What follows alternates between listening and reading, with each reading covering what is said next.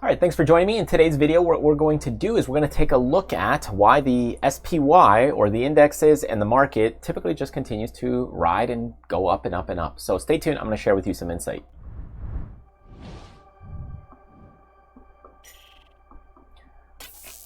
All right, so if you're looking to do some passive investing, let's say passive dividend investing on things like the spiders, SPY, or IWM, or the diamonds, the Dow Jones, you might be wondering, well, the market keeps going up and up and up and up. And you wonder, well, maybe I don't want to get into the market right now because it's probably going to fail or sell off. Well, the fact of the matter is that these markets typically do continue to head higher. Why? Because they're constructed in that way. That's the irony behind it. And in fact, if you want to go in and take a look at just some other freebies and other tips that we have, check out our website at tradersfly.com. There's also a lot of getting started stuff in there as well. So if you look at these markets and you check out, let's say, the SPX index here, you can see it just continues to ride higher, and people always wonder about these crashes. So here we've had a couple of big crashes and some bigger issues there, but in general, and from time, it just continues to grind higher. And you might be wondering, well, why is that the case? Why does it keep going higher? Well, the fact is that they're set up to do that. So if you look at the Dow Jones and just all the stocks that have been added and removed from the Dow Jones, and many of the other indexes work in the same way, if they're not performing, they will cut them. And if they are performing, they might add them in. So look at Coca-Cola here, was added in 1935. If I look at, let's say, Chrysler right here, added in 1979. I don't even know if Chrysler is, yeah, it's still there, I guess. If you look at, let's see, some of the ones that are removed, Johnson & Johnson right here was removed in 1997.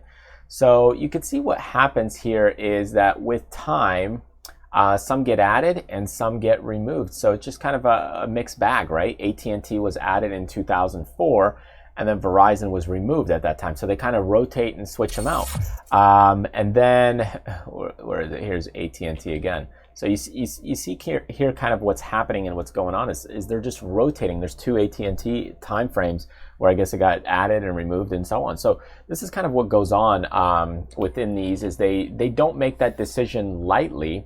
Because if you look at here, even Bank of America was removed in 2008, probably due to financial crisis and stuff, and then it was added back in 2013. So, you know, it was in there, I think, before that. So, anyways, my point being is that these things just continue to rotate out. If you look at just the Dow Jones, if you're putting money in and you're putting money to work, even though you do have some pullbacks with time, these things continue to get rotated to be able to make sure that things continue to appreciate, because hey, these are the top 30 stocks or the top 500 stocks or whatever.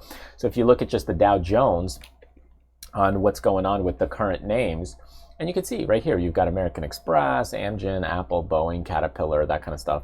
And these are the companies that really make the movement. Now, these are 30 of them. Doesn't mean necessarily it makes up the market, but they try and get a variety, variation of stuff. If you go to the S&P 500, there's just a whole bigger list there. So here's the S&P 500.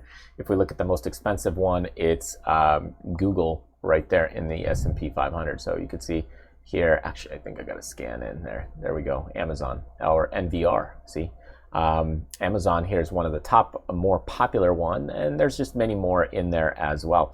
It's right now that's got 501 stocks on the list according to this scan, but there's just so many different stocks out there, and these are kind of represent the bigger market. So my point is that if you're looking to invest and you're trying to buy passive dividend investing stocks like that are in the S&P 500 or the Dow Jones, the reason why it typically goes up is because if you invest in these indexes like the SPY or the DIA, is that they just continue to rotate them out. When a stock isn't performing, they kind of get rid of it. So it appears like the market's just constantly heading higher because, well, they tweak it to be that way. So if you're constantly worried about it crashing, yeah, you still will get those crashes. It's not saying you won't.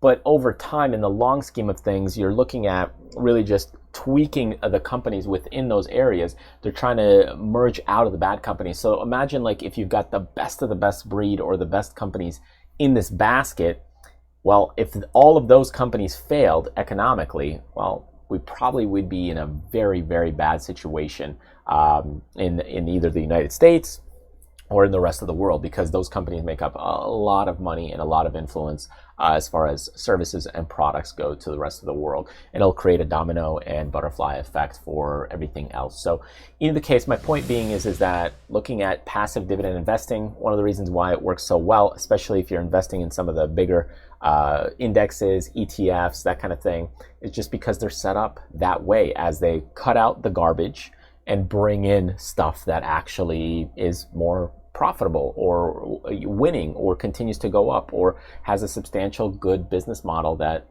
continues to do well. So thanks for joining me. I hope you learned a little bit of something here, is to not be too crazy or too afraid of the overall market and these indices and indexes. And if you're starting on investing, starting out with passive dividend investing is not a bad way if you look at things like the Spiders SPY or something to that effect. So thanks for joining me. Enjoy the week ahead. Don't forget to grab some freebies that I have on my website or subscribe to the channel if you're brand new. Thanks, and I'll see you in the next video.